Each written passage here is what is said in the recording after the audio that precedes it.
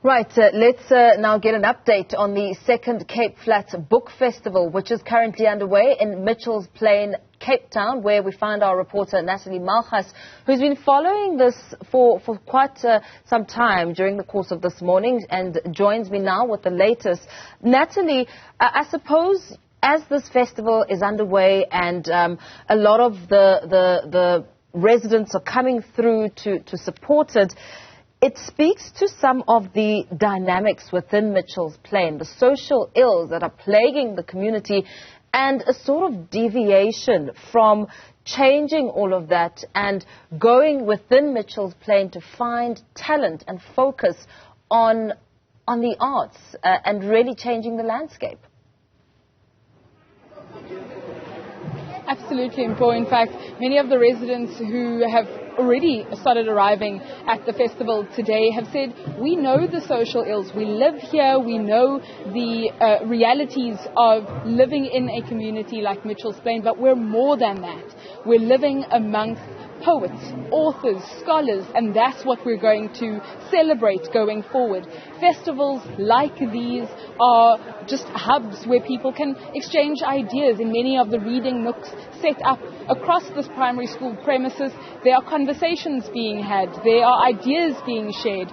Just taking a look at some of the books on exhibition here, not only are they in different languages, which is of interest particularly, but they have different stories. There are anthologies by local poets. There are stories of the history of Mitchell's Plain, the history of Cape Town, the history of South Africa. There are fiction pieces, non-fiction pieces, quite literally something to satisfy any reader, whether you're an old reader and have been doing this for a long time, or, which is the target audience for this weekend, a young reader, a new reader, to promote a reading culture. In fact, I'm now joined by a former teacher, Sharon Daniels, to elaborate a little further. Sharon, just from your experience as a former teacher, how is it that we have a statistic where around 78% of grade 4s can't read with comprehension? Well, many times the mainstream schooling don't take into consideration the different ways of learning that the communities have.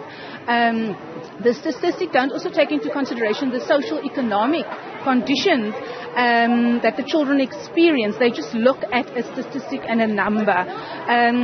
It's important to see the power of language and how languages, certain languages are not given the platform. For example, many children learn in their mother tongue, but they're expected to change to English in grade 4, and that is like us trying to learn in Greek in grade 4. So the foundation is not equal to everybody, and South Africa's education system is a 20%, 80% unequal platform, where you have the 20% of the more established and sort of schools that are academically strong, and you have the 80% where it's not strong at all. So we heard from the principal of West End Primary that starting to create a reading culture in his school, in neighbouring schools and throughout this neighbourhood is something that he takes very seriously. What's the benefit of a strong reading culture and to motivate children to sink into books as opposed to doing some of the naughty stuff that we know very well in a community like Mitchell's Plain? With the reading culture, even though you're in Mitchell's Plain, you can access Greece, you can go to Italy, you can experience adventures through other people's eyes. So even though you're rooted in one place, you can travel the world. It's important to just exercise your curiosity, and to sort of try and satiate your curiosity. And for children, just keep on reading, because it will give you such a lot of knowledge, and knowledge is so important. That is really what I try to envisage in children enjoying reading and loving books. We also heard that as big as Mitchell's Plain is, there aren't any bookshops in the suburb. How would you encourage making learning and reading fun? Because it can be quite tedious if I'm forced to do so at school. Get books or use books that children love to read. So if I love soccer or I love horses, let me read soccer and horses books. So make reading relevant to the children, help them and let them choose. Don't think, oh, they're going to like this. You might be surprised by what they like. Take them to libraries, take them to festivals like this, because this sort of exposes them to the joy of books. How important, Sharon, is it to be reading in other languages? I saw some of the books on exhibition here are not just in English or just in Afrikaans, which you would think are the only two languages spoken in a neighborhood like Mitchell's Plain. What's the benefit of reading in other languages?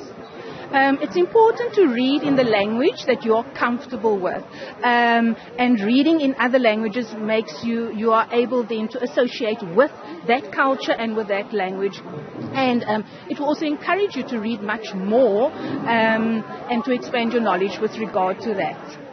Thank you very much, Sharon Daniels, a former teacher and now working in the tutoring space. And for the next time you chat with me, I'm going to be in a different place because I'm about to sink into one of these books on exhibition here, and I just can't wait to tell you the other stories I unearthed.